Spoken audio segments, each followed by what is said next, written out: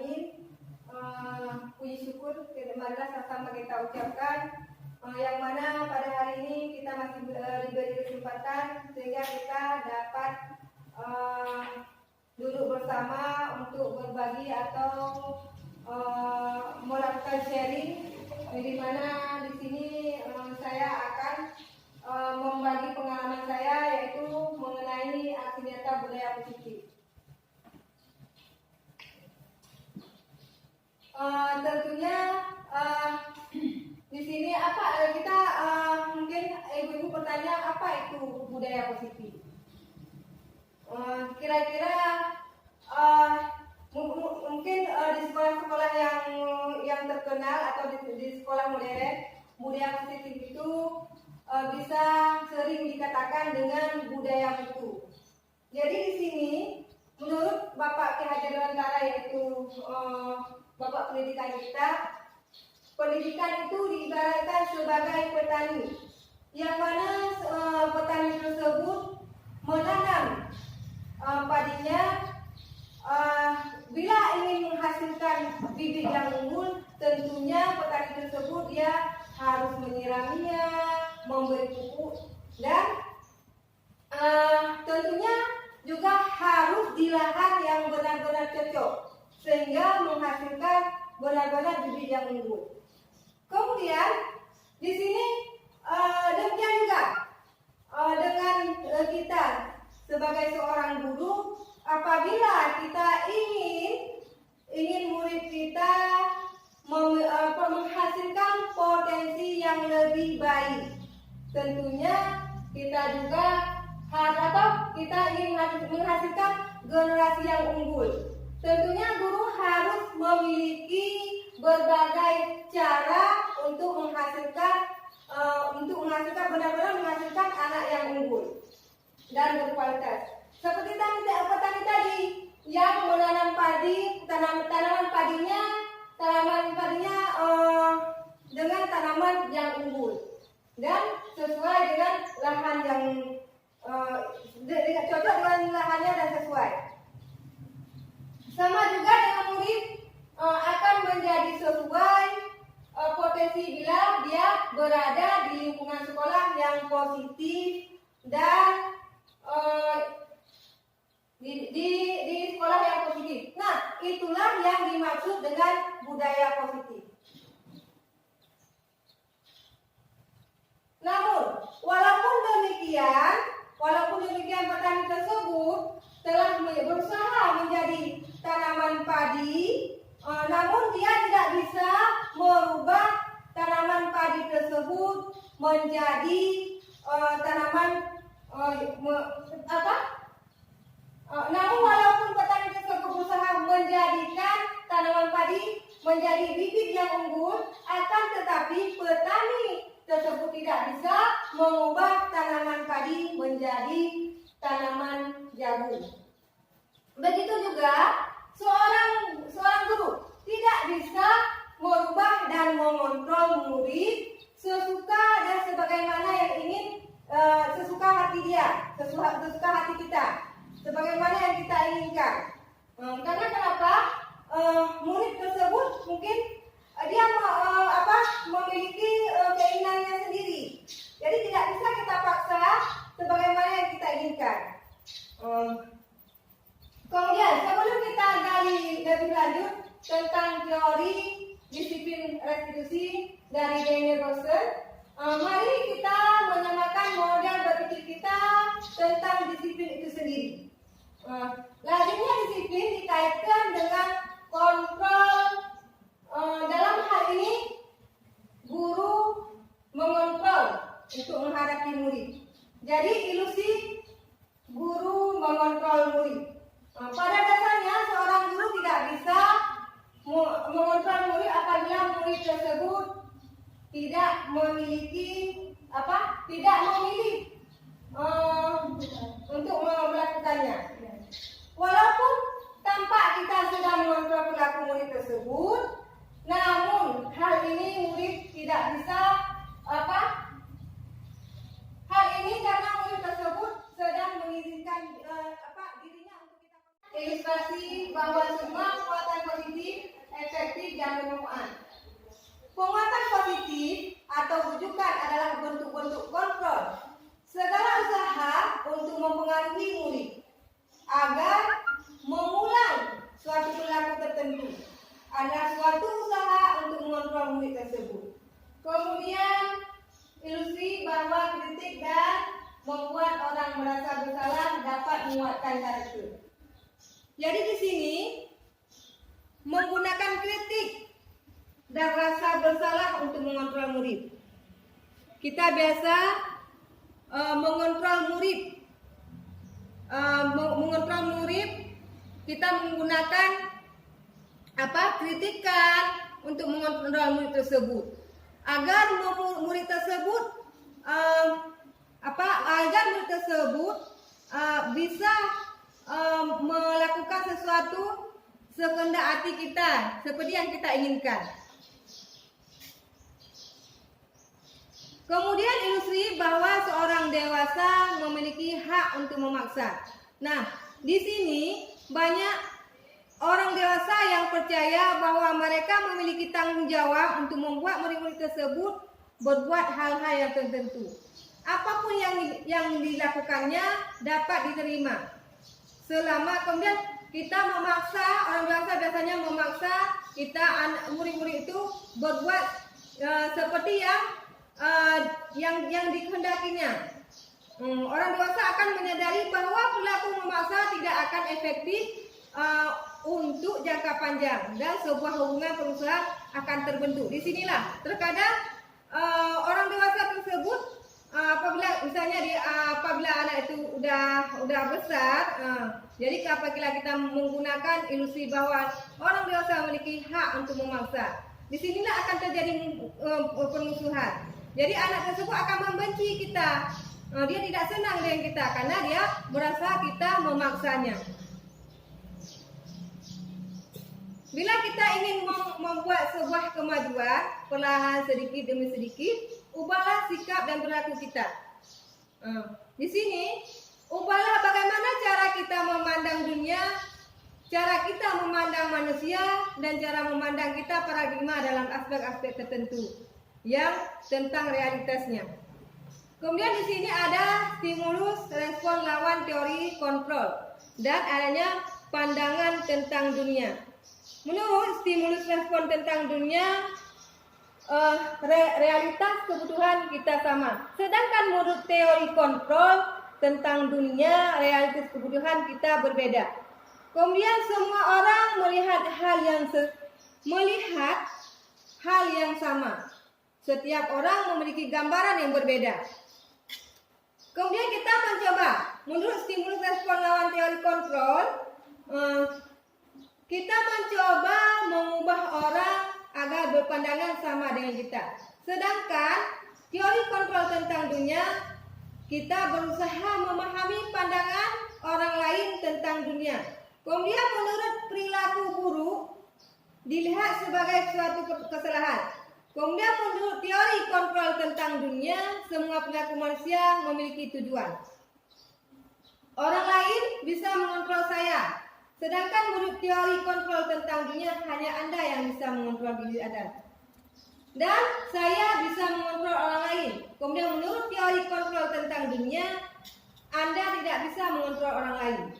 Kemudian stimulus respon tentang dunia, pemaksaan ada pada saat bujukan atau bujukan gagal. Kemudian menurut teori kontrol tentang dunia, kolaborasi dan konsensus menciptakan pilihan-pilihan yang baru. Yang terakhir, menurut respon tentang dunia, model berpikir menang atau kalah. Sedangkan menurut kontrol tentang dunia, model berpikir menang-menang. Mari kita lihat sekarang makna kata disiplin. Kata disiplin itu sering kita hubungkan dengan hukuman, padahal itu sungguh berbeda. Karena belajar tentang disiplin positif tidak harus memberi hukuman. Tidak harus, justru itu adalah salah satu alternatif terakhir. Dan kalau bisa tidak usah kita gunakan.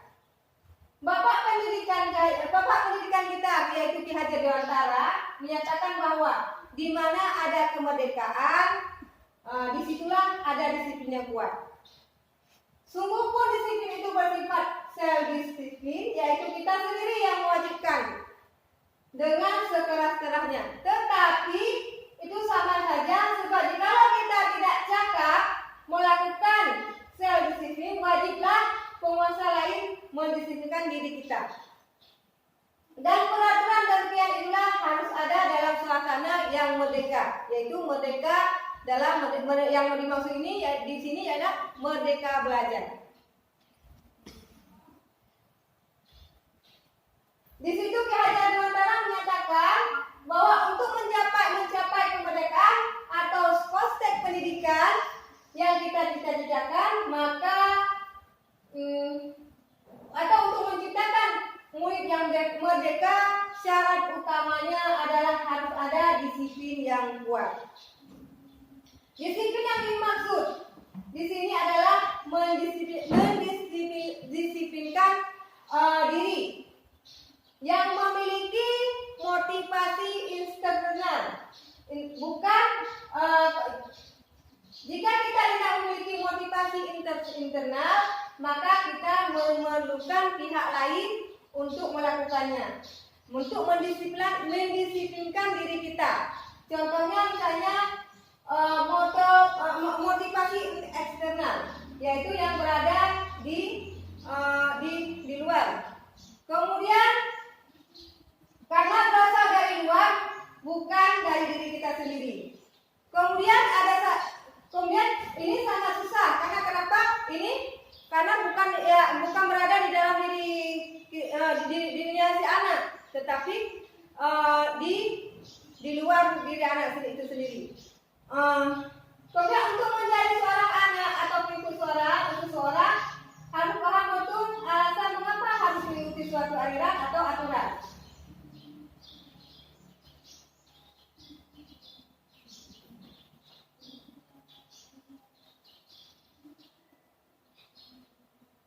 Dengan kata lain, seseorang yang memiliki disiplin diri berarti mereka bisa bertanggung jawab. Jadi kalau seandainya si anak tersebut memiliki disiplin di dalam dirinya sendiri, maka dia akan berbuat, dia akan melakukan sesuatu itu atas dasar karena dia merasa itu kewajibannya, bukan karena paksaan dari kita.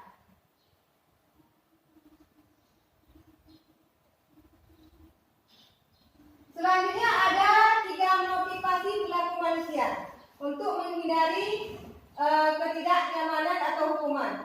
Ini adalah tingkat terendah dari motivasi perilaku manusia. Biasanya orang yang motivasi perilakunya untuk menghindari hukuman atau ketidaknyamanan akan bertanya apa yang akan terjadi apabila saya tidak melakukannya. Kemudian yang kedua, untuk mendapatkan imbalan atau penghargaan dari orang lain. Di sini misalnya kita berkata kepada murid kita, hari ini ibu akan membuat suatu tugas, dan tugas ini apabila cepat kalian selesaikan, ibu akan memberikan hadiah.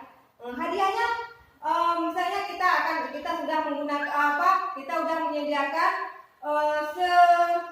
sebungkus permen yang kita sediakan, dan kita meminta kepada anak siapa yang cepat siap akan kita beri hadiah permen. Dan selanjutnya anak-anak itu pasti karena dia ingin mendapat hadiah, karena dia ingin mendapat hadiah pasti dia akan mengerjakan yang cepat-cepat. Dia akan berusaha semaksimal mungkin untuk mengerjakan yang cepat-cepat. Di sini kita dapat melihat bahwa anak tersebut melakukan atau mengerjakan tugasnya dengan cepat karena dia ingin mendapat penghargaan. Selanjutnya, untuk menjadi orang yang mereka inginkan dan menghargai diri sendiri dengan nilai-nilai yang mereka percaya. Mereka akan melakukan karena nilai-nilai mereka yakini dan mereka hargai. Mereka melakukan karena ingin menjadi orang, melakukan nilai-nilai yang mereka yakini tersebut. Ini adalah motivasi yang akan membuat seseorang memiliki disiplin positif karena motivasi berperilaku bersifat internal bukan eksternal. Kemudian yang ketiga ada keyakinan, kelas, hukuman dan penghargaan. Jadi setiap tindakan atau perilaku kita lakukan di dalam kelas dapat menentukan ketikanya sebuah lingkungan positif. Untuk terbentuknya budaya positif, pertama-tama perlu diciptakan dan disepakati keyakinan kelas.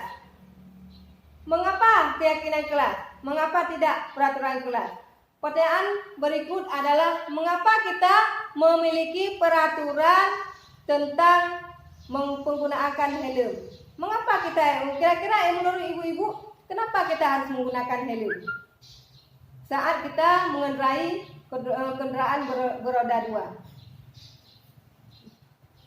Untuk menghindari apa Bu? Untuk kita menjaga agar ketika terjadi kecelakaan misalnya kita akan terhindar dari benturan yang berat misalnya.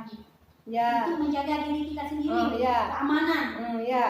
Kita tentu menggunakan helm pasti karena kita ingin apabila terjadi kecelakaan pasti kita ingin terhindar ya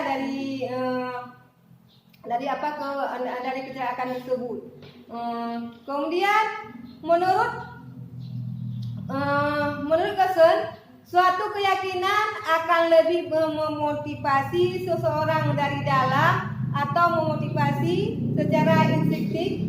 Seseorang akan lebih bergerak dan bersemangat untuk menjalankan keyakinannya daripada hanya sekedar mengikuti serangkaian peraturan. Murid-murid pun demikian, mereka perlu mendengarkan dan mendalami tentang suatu keyakinan daripada hanya mendengarkan peraturan-peraturan yang mengatur mereka harus berlaku begini atau begitu. Di bawah ini akan ditunjukkan bagan perbedaan hukuman dan konsekuensi serta restitusi.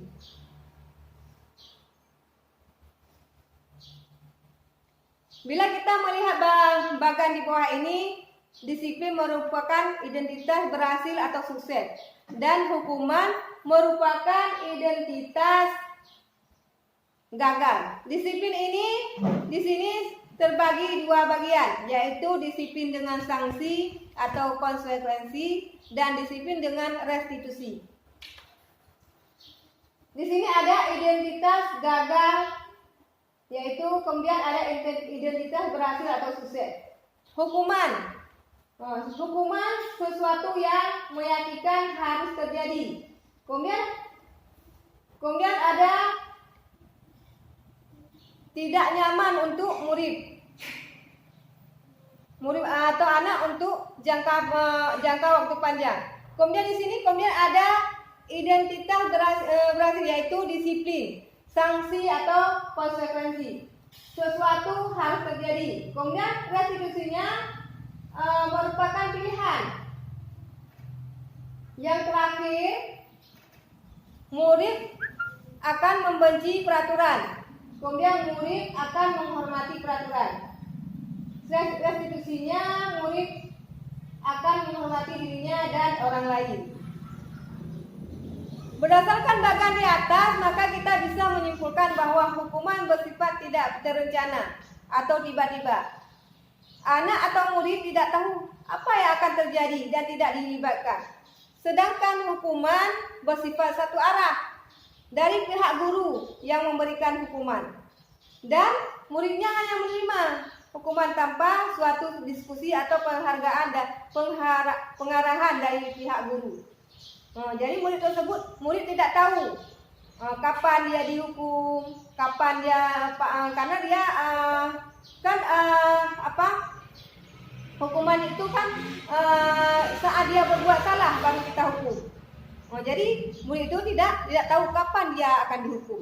Kemudian sementara disiplin dengan bentuk sanksi atau konsekuensi sudah terencana atau sudah disepakati. Yaitu dengan tadi kita sudah membuat kesepakatan kelas, telah membuat keyakinan kelas. Jadi tentu kita buat keyakinan kelas tersebut bersama-sama dengan murid, bukan guru sendiri yang membuat, tapi bersama dengan murid ini. Konsekuensi atau sanksi biasanya diberikan berdasarkan suatu pengukuran. Misalnya setelah 3 kali ditegur di kelas oleh guru karena tugasnya belum selesai atau mengobrol, maka murid akan kehilangan waktu bermain dan harus menyelesaikan tugas karena ketinggalannya. Peraturan ini sudah diketahui oleh murid dan diketahui sebelumnya karena guru telah menyepakatinya dengan murid-murid. Selanjutnya ada 5 kebutuhan, yaitu 5 kebutuhan manusia, yaitu kebutuhan untuk bertahan hidup, cinta dan kasih sayang, kebebasan, kesenangan, kekuasaan atau pengakuan. Jadi di sini murid dia membutuhkan kebutuhan yang bertahan hidup, yaitu adalah kebutuhan yang bersifat fisiologis. Untuk bertahan hidup misalnya kesehatan, atau ingin memiliki rumah dan makanan. Kemudian ada cinta dan kasih sayang, kebutuhan untuk diterima. Jadi murid-murid tersebut, murid-murid juga, anak-anak juga dia ingin diterima, ingin diterima di dalam lingkungannya. Misalnya kebutuhan ini kemudian kebutuhan ini dan 3 kebutuhan berikutnya adalah kebutuhan psikologi. Kebutuhan untuk mencintai dan meliputi kebutuhan akan hubungan dan koneksi sosial, kebutuhan untuk memberi dan menerima kasih sayang, dan kebutuhan untuk merasa menjadi bagian dari suatu yang kelompok. Kemudian kepenguasaan atau kebutuhan pengakuan atas kemampuan. Jadi kebutuhan ini berhubungan dengan kekuatan untuk mencapai sesuatu, menjadi kompeten, menjadi terampil, diakui atas prestasi dan keterampilan kita, didengarkan dan memiliki rasa harga diri. Kemudian adanya kebebasan atau kebutuhan akan pilihan. Di sini kebutuhan untuk bebas adalah kebutuhan akan kemandirian atau otonomi, memiliki pilihan dan mampu mengendalikan arah hidup seseorang. Anak-anak dengan kebutuhan kebebasan yang tinggi menginginkan pilihan mereka. Mereka perlu banyak bergerak, suka mencoba-coba, tidak terlalu terpengaruh dengan orang lain dan kesenangannya. Kemudian kesenangan atau kebutuhan untuk merasa senang. Kebutuhan akan kesenangan adalah kebutuhan untuk mencari kesenangan, bermain dan tertawa. Anak-anak dengan kebutuhan dasar kesenangan yang tinggi biasanya ingin menikmati posisi kontrol, yaitu ada sebagai penghukum. Seseorang bisa menghukum, bisa menggunakan hukuman fisik atau maupun verbal. Kemudian yang kedua, membuat orang merasa bersalah. Pada posisi ini biasanya guru akan bersuara lebih lembut. Membuat orang merasa bersalah akan menggunakan keinginan yang membuat orang lain merasa tidak nyaman dan bersalah atau rendah diri. Kemudian ada posisi kontrol, yaitu sebagai teman. Guru pada posisi ini tidak akan menyakiti murid, namun akan tetap berupaya mengontrol murid melalui persesuaian. Posisi teman pada guru bisa negatif ataupun positif. Positif di sini berupa hubungan baik yang terjalin antara guru dan murid. Kemudian di sini sebagai teman, kita sebagai seorang guru, apabila saat murid kita melakukan kesalahan, kita bisa mengajaknya sebagai teman. Kita bisa memperlakukan murid tersebut sebagai teman kita. Kemudian monitor atau pemantau. Jadi monitor atau pemantau berarti menguasai. Pada saat kita menguasai, kita bertanggung jawab atas perilaku orang-orang yang kita awasi. Posisi pemantau berdasarkan pada peraturan-peraturan dan konsekuensi. Kemudian di sini ada yang kelima, posisi manajer. Posisi terakhir, manajer adalah posisi mentor di mana guru berbuat sesuatu bersama dengan murid. Mempersilahkan murid, mempertanggungjawabkan perilakunya. Mendukung murid agar dapat menemukan solusi atas permasalahannya sendiri. Seorang manajer telah memiliki keterampilan di posisi teman maupun pemantau. Dan dengan demikian bisa jadi di waktu-waktu tertentu kembali kepada kedua posisi tersebut bila diperlukan. Namun bila kita menginginkan murid-murid kita menjadi manusia yang merdeka, mandiri, dan bertanggung jawab, manajer bagi dirinya sendiri. Di manajer, murid diajak untuk menganalisis kebutuhan dirinya maupun kebutuhan orang lain. Di sini penekanan bukan pada kemampuannya membuat konsekuensi, namun pada berkolaborasi dengan murid bagaimana memperbaiki kesalahan yang telah dibuatnya. Kemudian fokus adalah pada murid, bukan untuk membahagiakan guru atau orang tua. Murid sudah mengetahui adanya suatu masalah dan sesuatu yang perlu terjadi. Bila guru mengambil posisi pemantau, guru akan melihat apa sanksi, apa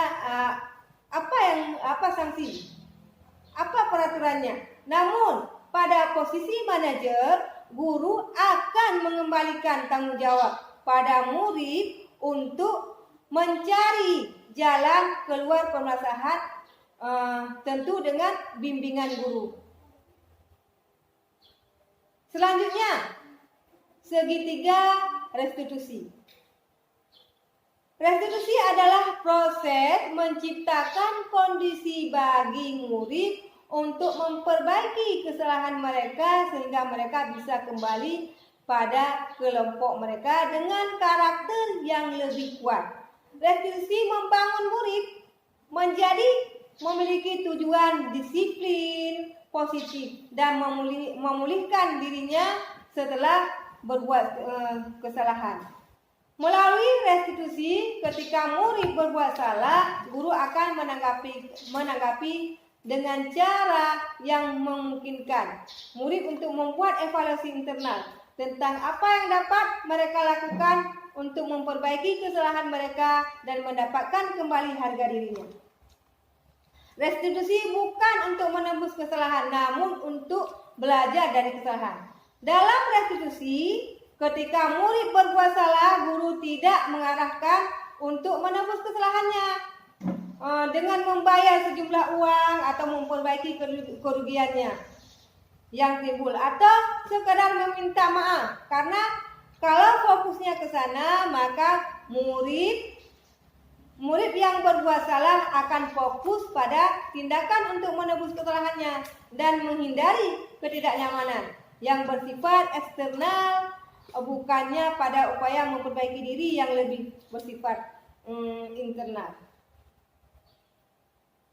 Kemudian restitusi memperbaiki hubungan. Jadi di sini restitusi memperbaiki hubungan yaitu tentang memperbaiki hubungan dan memperkuatkannya. Kemudian adanya restitusi adalah tawaran bukan paksaan. Jadi di sini kita restitusi yang dipaksa bukanlah restitusi yang sebenarnya, tapi tentu ada konsekuensinya apabila berbuat salah. Kemudian ada restitusi menuntun untuk melihat ke dalam diri. Di sini dalam proses restitusi kita akan melihat adanya ketidakselarasan antara tindakan murid yang berbuat salah dan keyakinan mereka tentang orang seperti apa yang mereka inginkan untuk membimbing proses pemulihan diri.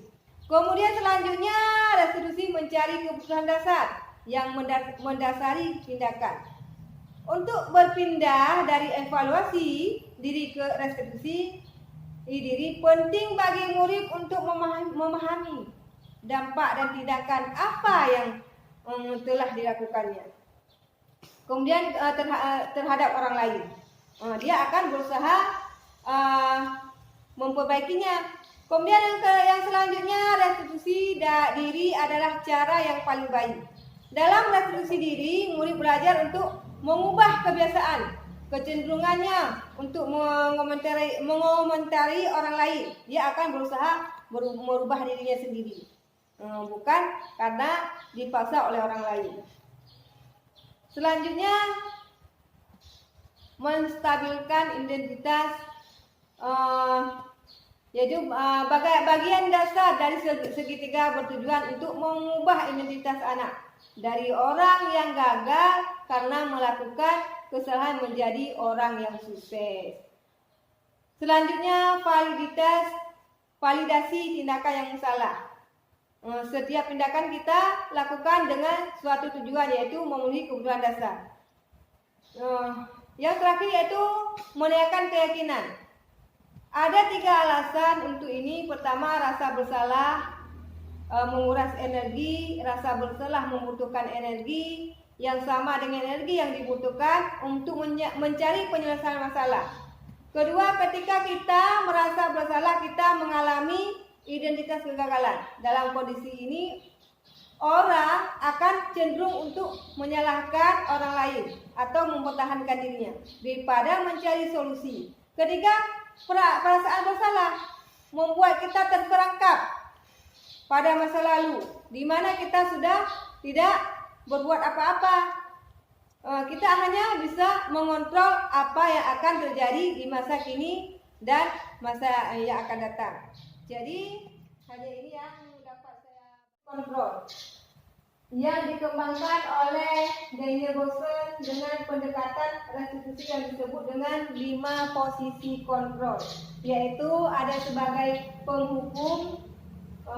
Seseorang bisa menghukum, bisa menggunakan hukuman fisik atau maupun verbal.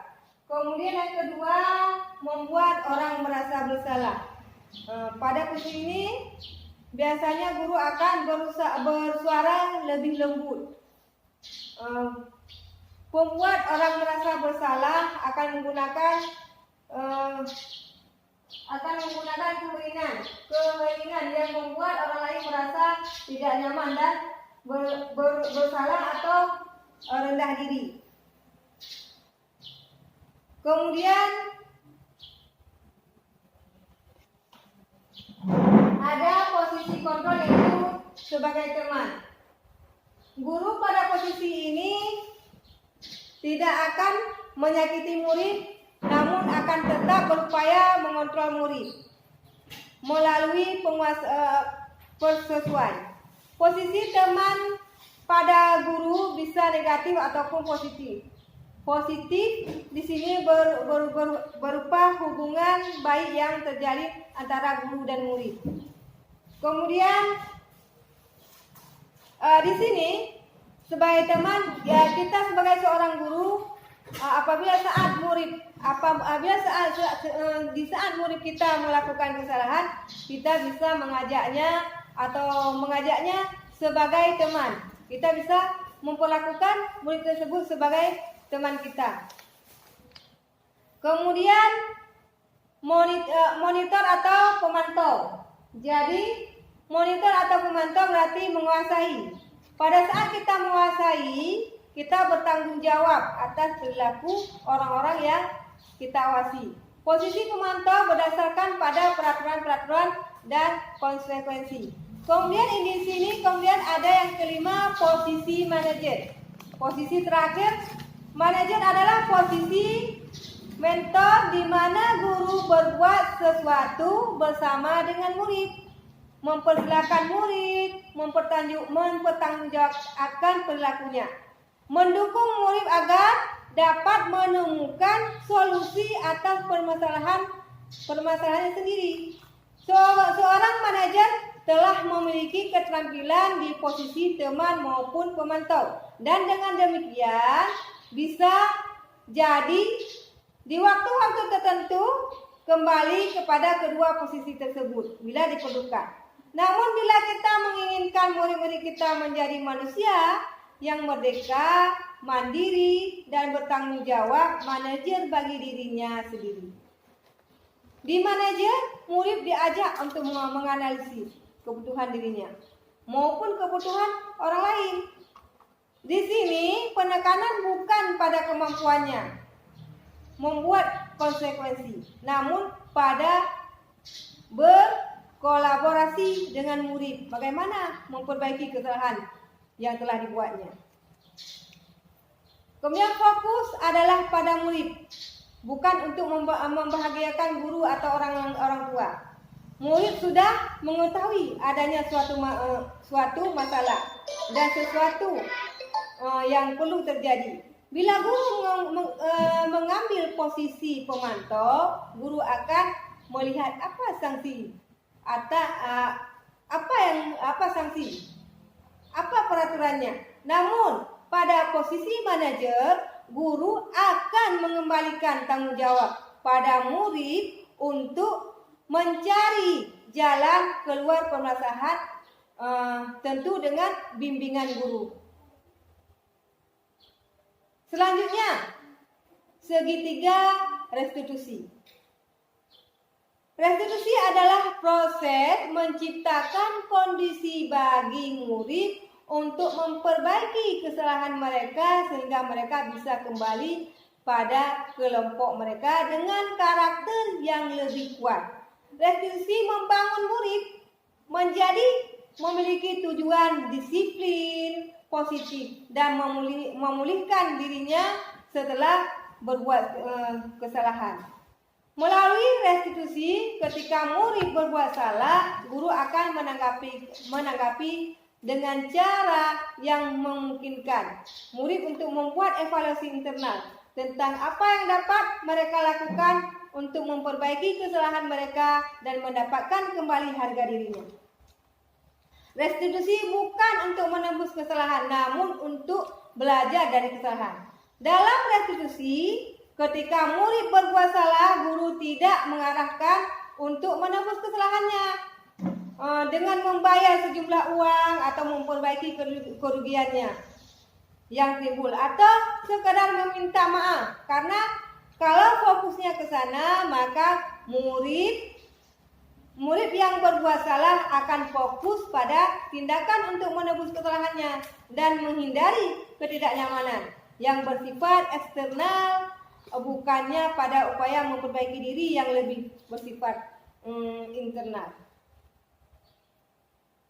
Kemudian restitusi memperbaiki hubungan. Jadi di sini restitusi memperbaiki hubungan yaitu tentang memperbaiki hubungan dan memperkuatkannya. Kemudian adanya restitusi adalah tawaran bukan paksaan. Jadi di sini kita restitusi yang dipaksa bukanlah restitusi yang sebenarnya, tapi tentu ada konsekuensinya apabila berbuat salah. Kemudian ada restitusi menuntun untuk melihat ke dalam diri. Di sini dalam proses restitusi kita akan melihat adanya ketidakselarasan antara tindakan murid yang berbuat salah dan keyakinan mereka tentang orang seperti apa yang mereka inginkan untuk membimbing proses pemulihan diri. Kemudian selanjutnya restitusi mencari kebutuhan dasar yang mendasari tindakan. Untuk berpindah dari evaluasi diri ke restitusi diri, penting bagi murid untuk memahami dampak dan tindakan apa yang telah dilakukannya. Kemudian terhadap orang lain, dia akan berusaha memperbaikinya. Kemudian yang selanjutnya restitusi diri adalah cara yang paling baik. Dalam restitusi diri, murid belajar untuk mengubah kebiasaan kecenderungannya untuk mengomentari orang lain. Dia akan berusaha merubah dirinya sendiri, bukan karena dipaksa oleh orang lain. Selanjutnya, menstabilkan identitas, yaitu bagian dasar dari segitiga bertujuan untuk mengubah identitas anak dari orang yang gagal karena melakukan kesalahan menjadi orang yang sukses. Selanjutnya, validasi tindakan yang salah. Setiap tindakan kita lakukan dengan suatu tujuan, yaitu memenuhi kebutuhan dasar. Yang terakhir yaitu menanyakan keyakinan. Ada 3 alasan untuk ini. Pertama, rasa bersalah menguras energi. Rasa bersalah membutuhkan energi yang sama dengan energi yang dibutuhkan untuk mencari penyelesaian masalah.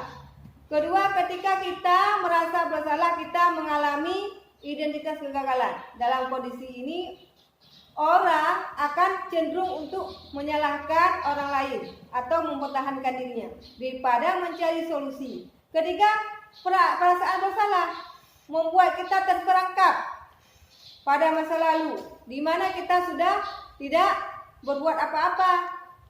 Kita hanya bisa mengontrol apa yang akan terjadi di masa kini dan masa yang akan datang. Jadi hanya ini yang dapat saya bagikan dan dapat saya sharing dengan teman-teman sekalian. Mungkin kita dapat hari ini kita untuk